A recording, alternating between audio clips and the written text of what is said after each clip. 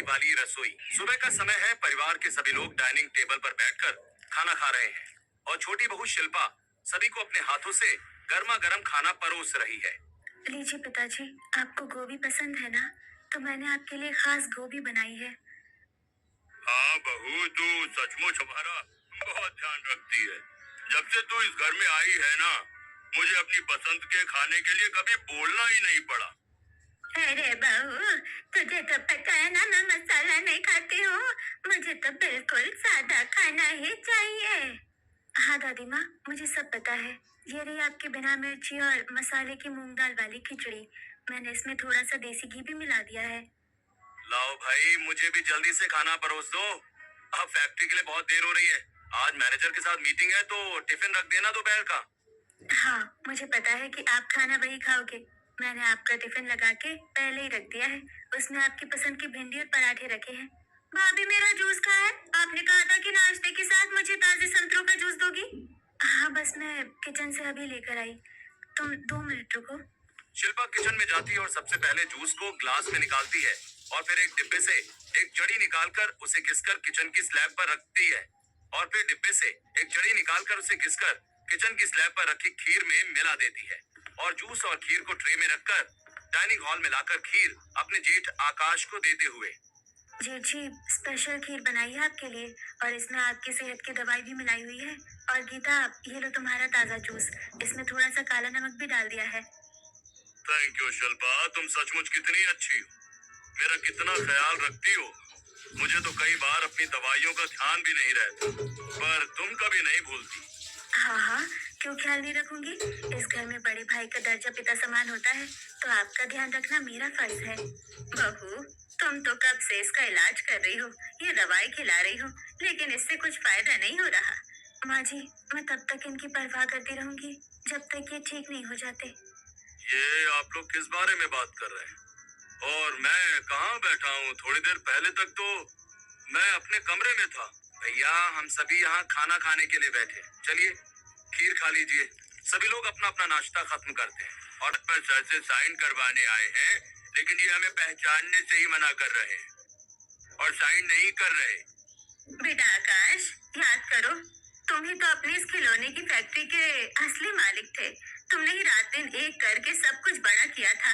जब से तुम्हें ये बीमारी हुई है, तब से तुमने फैक्ट्री जाना बंद कर दिया है। लेकिन आज भी सब कुछ तुम्हारे ही नाम पर है और तुम्हें ही ये सब चलाना है। अच्छा अच्छा, हाँ अब याद आया। वो लाल रंग की बड़ी सी इमारत जहाँ बहुत सारे खिलौने बनते हैं। आकाश उन कागजात पर अपने दस्तखत कर देता है।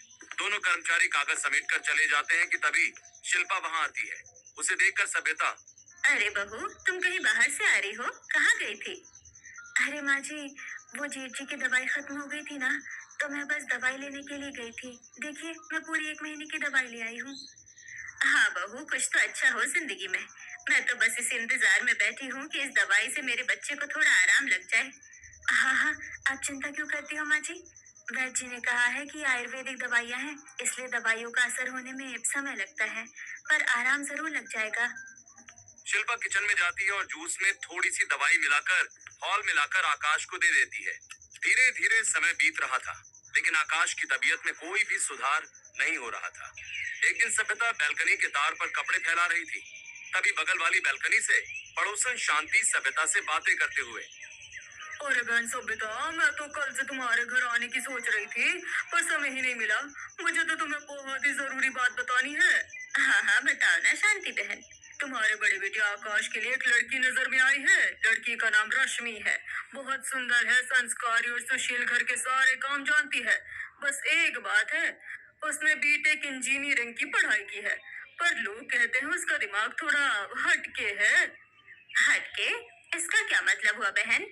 क्या उसे भी कोई दिमागी परेशानी या कोई बीमारी है? पूरी बात साफ साफ बताओ। कुछ खास नहीं, बस पढ़ाई के चक्कर में थोड़ी अलग सी बातें करती है। लोग कहते हैं कि वो थोड़ी कम अकल की है और दिमाग से थोड़ी दिक्कत है उसको। बहन, मेरा बेटा भी तो वैसा ही है। उसमें भी तो इतनी बड़ी कमी है। कौन अपनी भली चंगी बेटी हमारे घर देगा? तुम ऐसा करो कि बात चलाओ। ठीक है बहन, मैं आज ही रश्मि के माता पिता से बात करती हूँ। शांति कॉल करके रश्मि के माता पिता से बात कर लेती है और अगले ही दिन रश्मि को देखने का प्लान फिक्स करवा ले। इतने पैसे नहीं है जिसकी पढ़ाई का खर्च उठा सके। महेश जी, हम आपसे कुछ भी छिपाना नहीं चाहते। हमारे बेटे आकाश में भी बहुत बड़ी कमी है। ये अक्सर अपनी याददाश्त खो बैठता है और अजीब सा बर्ताव करता है। शिवांश ऐसा कह ही रहा था कि तभी आकाश चारों तरफ देखते हुए अपनी माँ से, हम कहाँ हैं माँ? ये किसका घर है? हम इन अनजान लोगों के बीच में क्यों बैठे हैं? चलो ना, मुझे अपने घर जाना है माँ। अपने घर चलो ना। देखा आपने, यही तो इसकी सबसे बड़ी प्रॉब्लम है। ये अचानक सब कुछ भूल जाता है और घबरा जाता है। अरे भैया शांत हो जाइए, हम यहाँ आपके लिए लड़की देखने आए हैं। सामने जो चाय परोस रही है वही आपकी होने वाली दुल्हन है।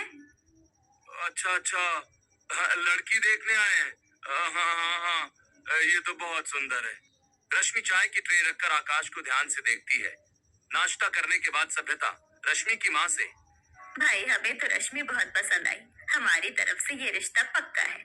आप लोग भी सोच समझ कर जवाब दे दीजिएगा, फिर शादी की तैयारी करेंगे।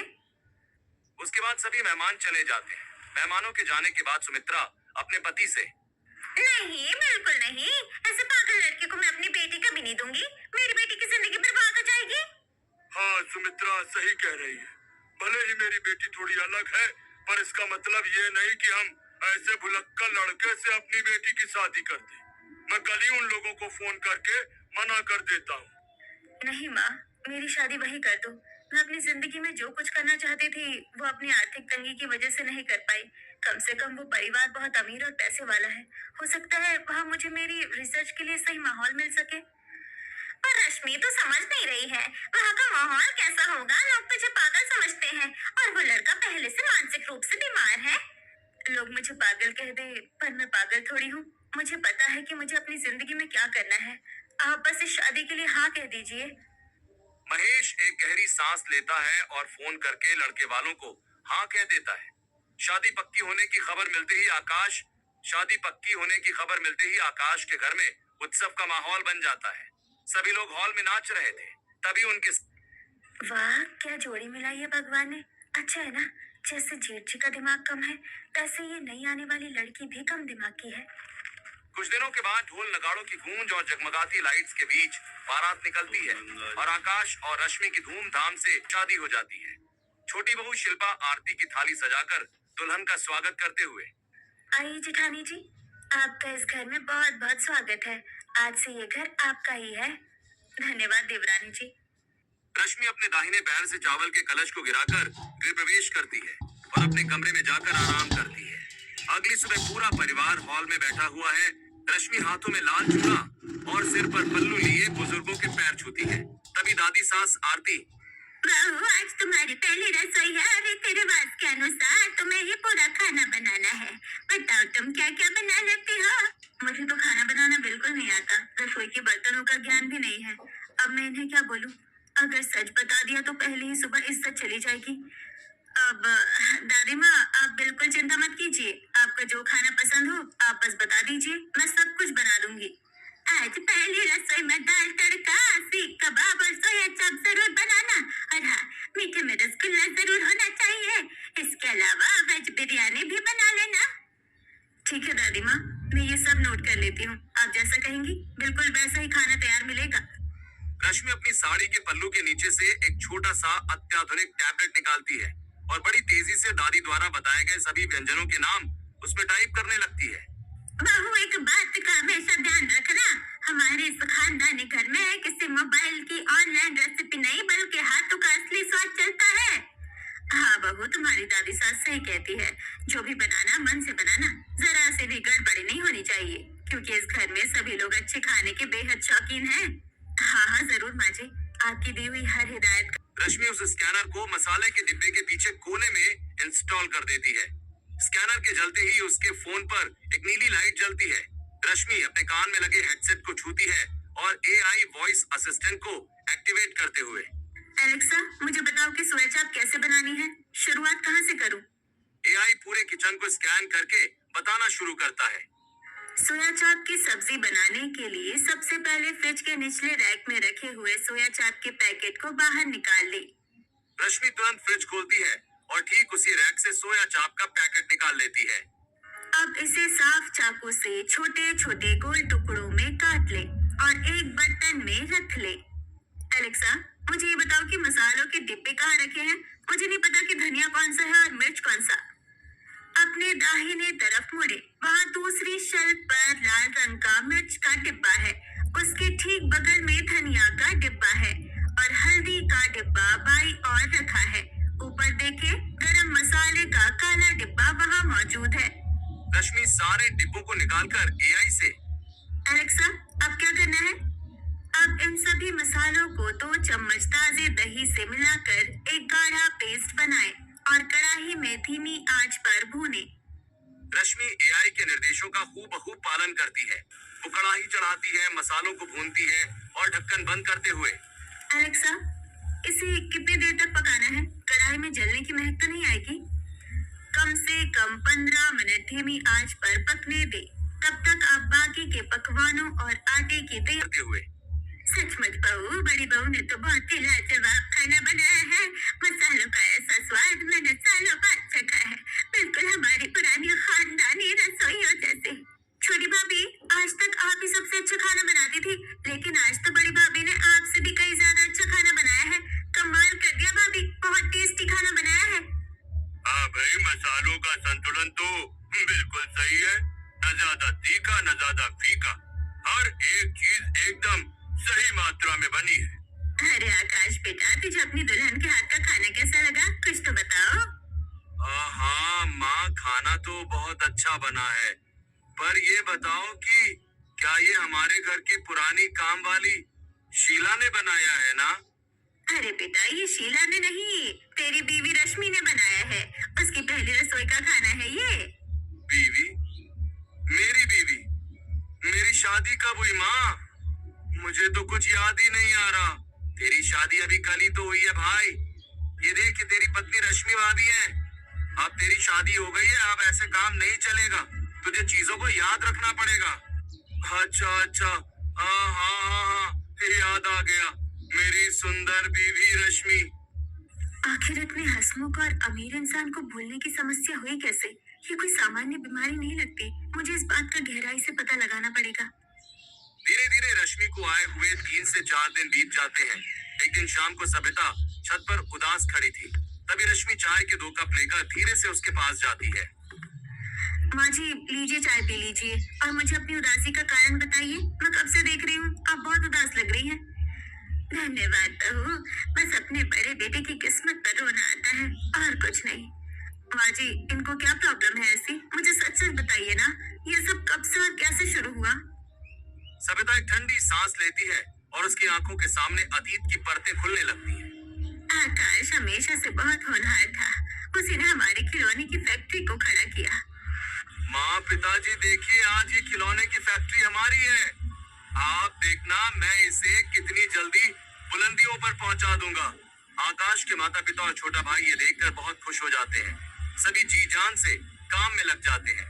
एक दिन आकाश अपने छोटे भाई से, विकास, ये नए खिलौनों के डिजाइन तुम्हें आज नए नए क्लाइंट के पास लेकर जाना है, क्योंकि ये काफी बड़ी डील है, इसलिए ध्यान से करना। हाँ भैया, ये तो मैं कर लूंगा, लेकिन आज लड़की वाले आपको देखने आ रहे हैं, आप घर पर चले जाइए। आकाश घर पर पहुंचकर अपनी माँ और पिता से, माँ पिताजी, मैं अभी शादी नहीं कर सकता, क्योंकि मुझे अभी अपने बिजनेस को सेटल करना है। ऐसा कीजिए कि आप विकास की शादी करवा दीजिए। और इस तरह आकाश की बजाय विकास की शादी हो गई। ऐसे ही कुछ दिन बीत गए। एक दिन विकास घर आकर अपनी माँ से, माँ भैया आजकल फैक्ट्री में बहुत अजीब अजीब सी हरकतें कर रहे हैं। वो बड़े बड़े ऑर्डर्स की फाइल भूल जाते हैं और गलत कागजात पर दस्तखत कर रहे हैं। बेटा, तुमने गलत पेपर पर साइन क्यों किया? कौन सी फैक्ट्री? मैंने कब साइन किया? मुझे कुछ नहीं पता। शायद आकाश के साथ कोई दिक्कत है। हम डॉक्टर को दिखा लेते। सबिता और शिवांश आकाश को लेकर शहर के सबसे बड़े डॉक्टर के पास जाते हैं। चेकअप करने के बाद डॉक्टर सबिता और शिवांश से, देखिए, इन्हें ऑटिज्म और दिमागी तौर पर भूलने की बीमारी सी हो गई है। इन्हें फैक्ट्री भेजना तुरंत बंद कर दीजिए, वरना बड़ा नुकसान हो जाएगा। मैं दवाइयाँ लिख देता हूँ, धीरे धीरे इन्हें आराम हो जाएगा। बस बहू, उसी दिन से आकाश घर पर ही रहता है। रश्मि अपनी सास की बात सुनकर उन्हें तसल्ली देती है और अपने कमरे में आकर अपने पति से बातें करते हुए, सुनिए, चलिए आप मुझे अपनी पिछली कुछ बातों के बारे में बताइए। हाँ हाँ मैं बताऊंगा। मेरे भाई विकास से मेरी बचपन से बहुत पटती थी। हम साथ में क्रिकेट खेलते थे और जो छोटी वाली बहू शिल्पा है ना, वो बहुत अच्छी है। वो मेरे लिए रोज खीर में मिलाकर दवाइयाँ लाती है। शिल्पा भाभी आपके लिए अलग से दवाई क्यों लाती है? पर डॉक्टर की दवाइयाँ तो माँ जी के पास रहती है ना? अरे नहीं, वो तो जादू वाली दवाई है।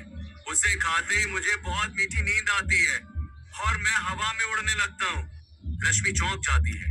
वो तुरंत अपने लैपटॉप पर एआई सर्च बार खोलती है और अपने हेडफोन के जरिए शिल्पा की आवाज सुनकर रश्मि बाहर आती है तो देखती है कि शिल्पा सभ्यता से बातें कर रही थी। माँ जी चलिए ना, हम जेठ जी की खास जड़ी बूटी वाली दवाई लेकर आते हैं वैद्य जी से। हाँ हाँ बहू, तू तो हमेशा उसकी सेहत की फिक्र करती है। चल मैं भी तेरे साथ गाड़ी में चलती हूँ। शिल्पा अपनी सास के साथ अपनी कार से शहर के बाहर एक बिल्डिंग में पहुंचकर सामने बैठे वैद्य जी से, वैद्य जी, जो दवाई मैंने जेठ जी के लिए तैयार करने को कही थी, क्या वो बन गई है? हाँ मैडम, ये लीजिए। मैंने इसे सुबह से ही तैयार करके रख दिया था। बस आप मुझे मेरे पैसे दे दीजिए। आप पैसों की चिंता मत कीजिए, ये लीजिए नोटों की गड्डी। जितने पैसे चाहिए मैं दूंगी, बस जेठ जी को ठीक होना चाहिए। शिल्पा और सबिता दवाई लेकर अपनी कार से वापस आने लगती हैं। रास्ते में सबिता शिल्पा से, बहू तो सचमुच कितनी अच्छी है, आकाश की इतनी चिंता करती है। मेरा बेटा कितना खुश नसीब है ना कि उसे तेरे जैसी बहू मिली। अरे माँ जी, आप क्यों फिक्र करती हैं? मैं हूँ ना सब कुछ संभालने के लिए।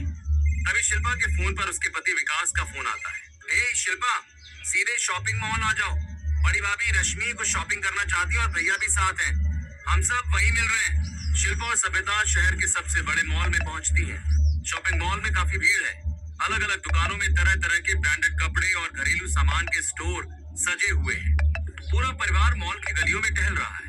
रश्मि के कान में वायरलेस हेडफोन लगा हुआ है और हाथ में उसका टैब है। वो ग्रोसरी सेक्शन में फलों और डिब्बाबंद सामान को अपने टैब से स्कैन करते हुए एआई से बात कर रही है।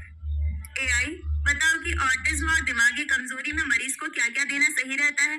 कौन सा भोजन नसों को ताकत देता है? ताजे ताजे फल, हरी सब्जियां, ओमेगा 3 से भरपूर ड्राई फ्रूट्स और अंकुरित अनाज देना सबसे ज्यादा फायदेमंद होता है। हाँ ये तो ठीक है। अब मुझे बताओ कि खाना पकाने के लिए सबसे शुद्ध ऑर्गेनिक मसाले कहाँ रखे हैं? रश्मि अपने टैब को सामने की शेल्फ पर घुमाती है। एआई कैमरा डिब्बों के बारकोड को स्कैन करता है और हेडफोन में निर्देश देते हुए, सामने डब्बों में मसाले रखे हैं और कुछ रेडी मिक्स चीजें भी, इसे खरीद लो। इधर रश्मि एआई से बातें कर रही थी और थोड़ी दूरी पर गीता और शिल्पा खड़ी होकर रश्मि को अपने आप से बड़बड़ाते और हवा में हाथ हिलाते हुए देखकर, देखो तो सही गीता, ये तो अपने आप से कैसे बातें कर रही है, हवा में हाथ हिला रही है जैसे कोई भूत दिख रहा हो। भाभी मैंने इनको घर में भी कई बार ऐसे अकेले बड़बड़ाते देखा है। पता नहीं अपने आप से क्या क्या बातें करती रहती है, इसीलिए तो लोग इनको पागल कहते हैं। पता नहीं अपने आप से बातें करती है या किसी लड़के से फोन पर बातें करती है। तभी सबिता 2 बिस्कुट के पैकेट हाथ में लिए रश्मि के कम है माँ जी, आप ये वाला पैकेट लीजिए, इसमें पैसे भी बचेंगे और ये सेहत के लिए भी सबसे अच्छा है। अरे वाह भाभी, आप तो बहुत इंटेलिजेंट निकली। 1 सेकंड में सारा हिसाब लगा दिया। विकास के मुंह से रश्मि की तारीफ सुनते ही शिल्पा का चेहरा गुस्से और जलन से लाल हो जाता है। शॉपिंग करके वो लोग घर आ जाते हैं। ऐसे ही कुछ दिन बीत जाते हैं। एक दिन रश्मि किचन में खाना बना रही थी। उसके कान में हेडफोन लगे हैं और वो अपने टैब में एआई से किसी नई ऑटोमेशन कोडिंग पर हंस हंस कर बात कर रही है। तभी शिल्पा वहां आकर रश्मि को इस तरह हंस हंस कर किसी से फोन पर बातें करते हुए देखकर जल्दी जल्दी सबिता और गीता को बुलाकर ले आती है। तीनों किचन में झांक कर देखते हुए, देखो माँ जी, ये किसी से बातें कर रही है ना हंस हंस के। मैंने कहा था ना आपसे कि ये किसी अनजान लड़के से चक्कर चला रही है। सबिता का चेहरा गुस्से में गंभीर हो जाता है। वो तीनों तेजी से रश्मि के सामने आकर, बहू तुम यहाँ खाना बना रही हो या फोन पर बात कर रही हो? नहीं माँ जी, मैं तो बस मैं जल्दी खाना बना लेती हूँ। ऐसा कहकर रश्मि खाना बनाने में लग जाती है और उसकी सास वहां से चली जाती है। ऐसे ही कुछ दिन बीत जाते हैं और एक दिन विकास अपने कमरे में एक फाइल ढूंढ रहा था जो किसी को नहीं मिल रही थी। कमरे में अफरा तफरी मची थी। तभी रश्मि वहां जाकर विकास से, देवर जी आप इतने परेशान क्यों होते हैं? मैं फाइल ढूंढकर आपको बता देती हूँ। रश्मि तुरंत अपने टैब का एआई स्कैनर ऑन करती है और नीचे कमरे की ओर बढ़ते हुए पूरे रूम को स्कैन करने का कमांड देती है। टैब का सेंसर बेड के नीचे पड़ी फाइल को डिटेक्ट करके रश्मि से, फाइल बेड के नीचे पड़ी है। माँ जी फाइल तो पलंग के नीचे पड़ी हुई है, थोड़ा अंदर खिसक गई थी। विकास हाथ बढ़ाकर बेड के नीचे से फाइल निकालते हुए, अरे हाँ ये तो यहाँ पड़ी थी। भाभी आपको कैसे पता चला? अरे वो मुझे यही बाहर से कोने से थोड़ी सी दिख रही थी, इसलिए मैंने अंदाजा लगाया। रश्मि घर वालों को अपने एआई स्कैनर के बारे में इसलिए नहीं बताती क्योंकि पहले ही दिन दादी माँ ने रश्मि को मोबाइल के लिए डांट लगा दी थी। सभी लोग रश्मि की बहुत तारीफ करते हैं। शाम के समय आकाश बालकनी में बैठा हुआ है। रश्मि उसके पास जाकर, सुनिए आपको खाने में क्या क्या पसंद है? आज मैं आपकी मनपसंद का खाना बनाऊंगी। मुझे तो चाइनीज नूडल्स बहुत पसंद है और मुझे चाइनीज बर्गर भी बहुत पसंद है। ठीक है आज मैं खाने में आपके लिए यही सब बनाऊंगी। रश्मि सीधे रसोई में जाती है और दरवाजा बंद करके एआई को कनेक्ट करते हुए, एलेक्सा मुझे बताओ कि ये चाइनीज नूडल्स और बर्गर कैसे बनते हैं? सबसे पहले नूडल्स को उबलते पानी में थोड़ा नमक और तेल डालकर उबलने रख दे। रश्मि नूडल्स को उबालने के लिए रख देती है। तब एआई, अब 5वें नंबर का डिब्बा निकालिए, उसमें ऑरिगेनो है, उसके बगल वाले डिब्बे में चिली फ्लेक्स है, इन दोनों को ऊपर से छिड़किए। एआई रश्मि को कमांड देती है और रश्मि नूडल्स बनाते हुए एआई से बातें करती है। एलेक्सा अगर तुम ऐसे ही मुझसे खाना बनवाती रहोगी तो मैं तो खुद ही एक दिन बहुत बड़ी शेफ बन जाऊंगी। बिल्कुल मेरे निर्देशों के साथ आपकी ट्रेनिंग पूरी हो रही है। रश्मि हंसने लगती है। तभी रसोई के दरवाजे को हल्का सा खोलकर शिल्पा सभ्यता और गीता को लेकर झांकते हुए, देखिए माँ जी मैंने कहा था ना ये अकेले किचन में बंद होकर किसी लड़के से हंस कर फोन पर बातें करती है। तभी सभ्यता दरवाजे को पूरा खोलकर रश्मि से, बहू ये क्या हो रहा है? तुम किससे बातें कर रही हो अकेले में? नहीं माँ जी बस कुछ नहीं, मैं तो खाना बनाते हुए अपने मन में ही दोहरा रही थी। ठीक है अब फोन साइड में रखो और जल्दी। फिर नुकसान कहाँ से हो रहा है? रश्मि अपने टैब से पूरे लेजर और कच्चे माल के बिलों को स्कैन करती है और एआई को डेटा एनालाइज करने का कमांड देती है। खाते में गड़बड़ी का कारण ये है कि जो प्लास्टिक रॉ मटेरियल खरीदा गया है उसका बाजार भाव कम है, पर बिल में दुगनी कीमत दिखाई गई है और माल भी वजन में कम आया है। देवर जी देखिए हिसाब इसलिए गड़बड़ हो रहा है क्योंकि जो रॉ मटेरियल आ रहा है उसको लाने में धोखाधड़ी हुई है। सप्लायर कम माल देकर ज्यादा पैसे ले रहा है। अरे हाँ ये तो मैंने ध्यान ही नहीं दिया। भाभी आपने तो मिनटों में हमारा लाखों का नुकसान बचा लिया। सभी लोग ये देखकर बहुत खुश हो जाते हैं। शाम को पूरी फैमिली हॉल में बैठी है। तब सभ्यता रश्मि से, हमने सबने मिलकर फैसला किया है कि अब से फैक्ट्री का पूरा काम और वित्तीय जिम्मेदारी बड़ी बहू रश्मि ही संभालेगी। हाँ आकाश बीमार है पर रश्मि बहुत होनहार और समझदार है। हमें इस पर पूरा भरोसा है। ये कौन सी बात है माँ जी? आप इस पागल और गैर जिम्मेदार औरत को पूरे बिजनेस की चाबी कैसे दे सकती है? ये अकेले में किसी अनजान लड़के से हंस कर बातें करती है। ऐसे चरित्रहीन औरत के हाथों में आप फैक्ट्री सौंपेंगी?